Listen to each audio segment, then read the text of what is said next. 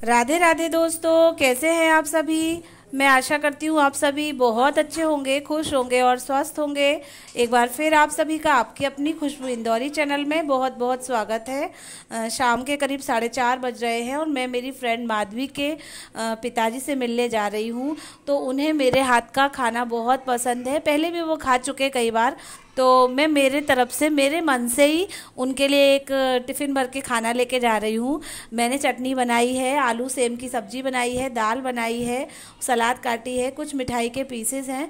तो मैं उनको सबको बंद करके टिफ़िन पैक करके ले जा रही हूँ। मैं मेरे हाथ से उनको खिलाऊंगी तो उन्हें बहुत अच्छा लगेगा।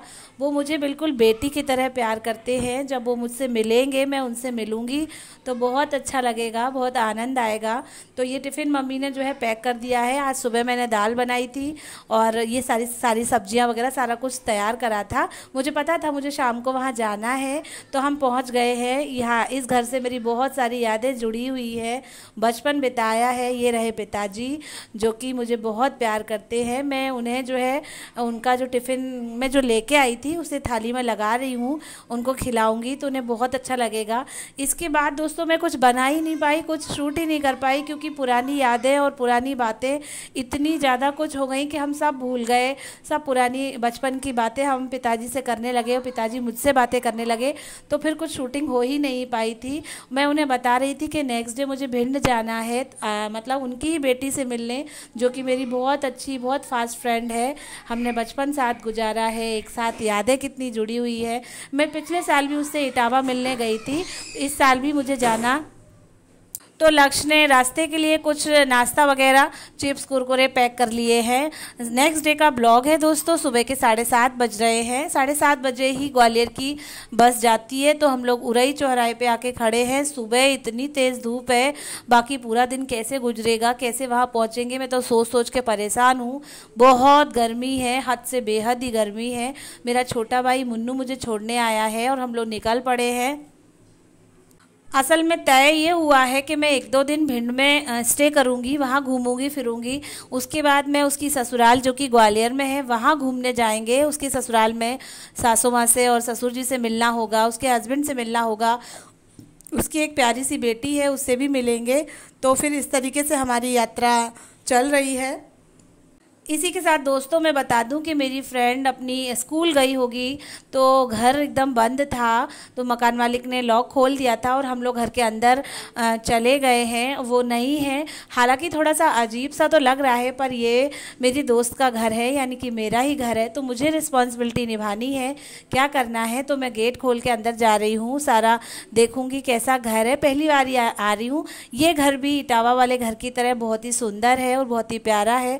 साथ ही मैं बता दूं कि जिस घर में मेरी सहेली जैसे रहते होंगे, अच्छे दिल के, भले दिल के और बहुत ही अच्छे, तो घर तो वैसे भी सुंदर हो ही जाएगा। तो मैं आते से ही सब देख रही हूँ कि जो है कैसा रूम है, क्या है। तो एक ये बरामदा है और एक अंदर ये रूम है। बाकी का सारा सामान सेटअप करके प्रॉपर रखा हुआ है। मेरी फ्रेंड यहाँ अकेले ही रहती है और अपनी जॉब करने यानी स्कूल जाती है। कोई आसपास में कोई गांव होगा, वहाँ करीब 20-25 किलोमीटर ट्रैवल करके जाना पड़ता है और फिर वहाँ से आना पड़ता है। तो तब भी उसने इतने अच्छे से कर रखा है, अकेले होने के बावजूद भी पूरा घर एकदम प्रॉपर है, चमक रहा है, एकदम साफ़ सफाई बिल्कुल। तो दोस्तों मैं बता दूं कि पहले तो मैंने पूरा रूम जो है विज़िट करा, देखा कि कैसा है, घर कैसा है। उसके बाद 3-3.5 घंटे के सफ़र से आई हूँ, तो मैं हाथ पैर धो लेती हूँ और उसके बाद फिर आगे क्या करना है, बातचीत हमारी हो गई है। खाना भी मेरी फ्रेंड बना के गई है हम लोग के लिए और बोल रही है कि तुम्हें जो भी सही लगे, चाय पी लेना, खाना खा लेना, जैसा भी सही लगे वैसा कर लेना। तो मैंने कहा अच्छा ठीक है। तो पहले तो हाथ पैर धो लेते हैं, थोड़ा फ्रेश होते हैं, थोड़ी हवा खाते हैं, उसके बाद फिर देखते हैं क्या काम करना है। फिर मैं अपनी फ्रेंड का वेट करूंगी। बड़ी बेसब्री है कि कब वो आए और कब हमारा मिलना हो और कब हम ढेर सारी बातें करें। तो टॉवल मैंने देखा था वॉशरूम में टंगा हुआ, जल्दबाजी में वो भूल गई होगी। सुबह सुबह 7 बजे उसे स्कूल जाना पड़ता है, तो मैं उठा के गीला तौलिया जो है सुखा देती हूँ और बाकी का काम जो पेंडिंग पड़ा हुआ है तो मैं वो भी कर देती हूँ उसका। गाइस मैं मेरी फ्रेंड के घर आ गई हूँ और मेरी फ्रेंड यहाँ नहीं है, वो अपनी जॉब पे गई है, स्कूल गई है, तो मैं अकेली हूँ। मकान मालिक से चाबी ले ली थी, तो घर खोल के मैं और लक्ष्य अकेले अंदर आ गए हैं। अच्छा प्यारा सा घर है। पिछली बार मैं इटावा में इनसे मिली थी और इस बार फिर भिंड आना हुआ, तो पूरा घर खाली पड़ा हुआ है, अकेले ही सब करना है। वो 1:30 बजे आएगी, तो उसने बोल दिया है कि तुम जो है कुछ खा पी लो, सुबह की चली हो। तो मैं मेरे लिए तो चाय बना रही हूँ, मेरा मन चाय पीने का कर रहा है। और उसके बाद फिर लक्ष्य को खिला पिला देती हूँ। उसके बाद फिर मैं अपनी फ्रेंड का वेट करूँगी। अभी 11:15 ही बज रहे हैं, ज़्यादा टाइम नहीं हुआ है, तो बस फिर उससे मिलेंगे। इतने दिनों बाद मिलना होगा, 1 साल के बाद।